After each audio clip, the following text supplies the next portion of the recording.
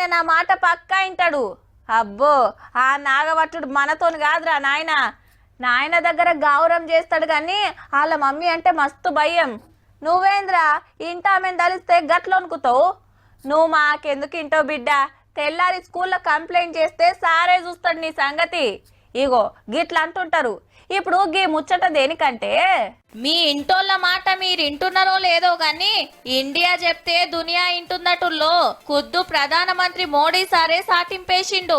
యుద్ధాలు కొట్లాటలు బంద్ చేయాలి, నిమ్మలంగా బతకాలని చెప్తే సరే అని అన్ని దేశాలు అదే తొవ్వల నడుస్తున్నాయట. ఒక్క పాకిస్తాన్ తప్ప. గాంధీ తాత గౌతమ బుద్ధుడు పుట్టిన దేశం కాబట్టికే మనం ఏది చెప్పినా ఫాలో అవుతుండట. అమెరికా పాడ్కాస్టర్ లెక్స్ ఫ్రిడ్మన్ తో పెట్టిన ముచ్చట్ల గీ మాట అన్నాడు సారు. బ్రాడ్కాస్ట్ అంటే మాటలు వినబడతాయి గాని మనుషులు అగవడరు. ఈ నడుమ బగ్గా ఫేమస్ అయింది.